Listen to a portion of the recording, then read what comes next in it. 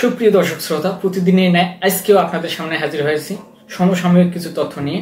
আজকে কথা বলবো শেখ হাসিনার ভাগ্নি টিউলিপ সিদ্দিকী নিয়ে, যার বাংলাদেশের দুর্নীতির অভিযোগে ব্রিটিশ পার্লামেন্টে তার মন্ত্রিত্ব চলে গেছে।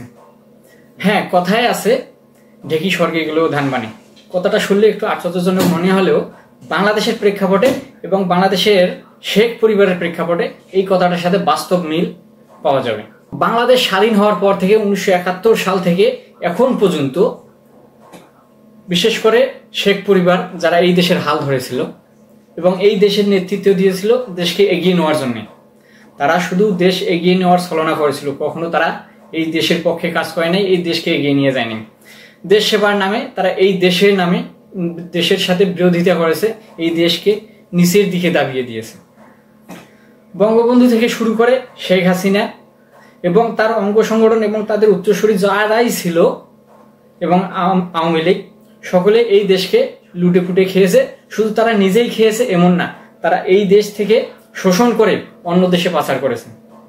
এবং শুধু তারা একাই পাচার করে নাই, তাদের আত্মীয় স্বজন, বন্ধু বান্ধব এবং পার্শ্ববর্তী দেশকেও তারা এই দেশ থেকে শোষণ করে নিয়ে ওই দেশে দিয়েছে এবং এই দেশ থেকে লুটতরাজ করেছে এবং এই দেশের ভূমি থেকে শুরু করে সবকিছু অন্য দেশকে সঁপিয়ে দিয়েছে। তারা দেশের নামে, মানুষের সেবার নামে এই বাংলাদেশের মানুষের সাথে প্রতারণা করেছে। এর আগেও আমরা দেখেছি শেখ হাসিনা সরকার যখন এই দেশে প্রধানমন্ত্রীর দায়িত্বে ছিলেন, কত দুর্নীতি, কত অনিয়ম, লুটতারাজ, গুম খুন, মানুষ হত্যা থেকে শুরু করে লাশের উপরে পাড়া দিয়ে ক্ষমতায় থেকেছে। সে কখনো এই দেশের মানুষ চায় নাই, শুধু চেয়েছে তার ক্ষমতা। মানুষ এবং মাটি কোনোটাই চায় নাই, শুধু চেয়েছে ক্ষমতা। এই দেশের সবকিছু ভারতকে, নরেন্দ্র মোদীকে বিলিয়ে দিয়েছে। শুধু তাই নয়, তারা, আমি যে বলছি প্রথমে কথাটা ঢেকি স্বর্গে গিয়েও ধান বানে, কথাটা আমি আগেই বলছি, আজগবি শুনলেও এই কথার সাথে এই শেখ পরিবারের অনেকটাই মিল রয়েছে। শেখ হাসিনা এই দেশে থেকে যা করেছে লুটতরাজ, তার ছেলে সজীব ওয়াজেদ জয় বাইরের দেশে থেকে লুটতরাজ করেছে, তার ভাগ্নি, তার বোন, যারা অন্য ছিল, তার মেয়ে, তারাও লুটতরাজ করেছে এবং তার দলের যারা অঙ্গ সংগঠন বড় বড় নেতা ছিল তারাও করেছে। এবং ইদানিং আপনারা অনেকেই মিডিয়ায় দেখতে পেয়েছেন, তার ভাগ্নি ব্রিটিশ পার্লামেন্টের মন্ত্রী ছিলেন, তিনিও এই দেশ থেকে লুটতরাজ করতে বাদ যান নাই বা এই দেশ থেকে শোষণ করেন নাই।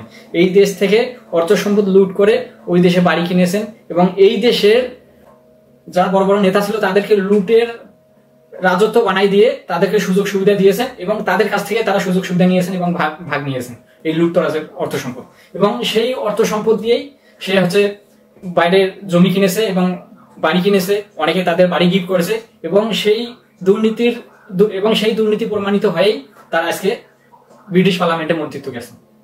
তো আমি যে বলেছি এই কথাটার সাথে কতটা মিল আছে কিনা, যে ঢেকি স্বর্গে গেলেও ধান বানে, তারা এই দেশে থেকে অপকর্ম করেছে, দুর্নীতি করেছে। শুধু তারাই শেষ না, এই দেশের বাইরে যারা ছিল তারাও এটার সাথে চলমান একটা সম্পর্ক রেখেছে এবং লুটতরাজ, দুর্নীতি, অর্থসাৎ করে গিয়েছে এবং সেটার প্রমাণিত হওয়ার কারণেই তার মন্ত্রিত্ব গেছে।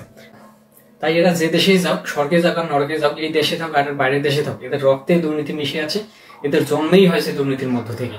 তাই বলছিলাম না, দেখি স্বর্গে গেলেও ধান বানে, ঠিক তেমনি এরা যেখানে যাক না এখানে এরা দুর্নীতি করবেই।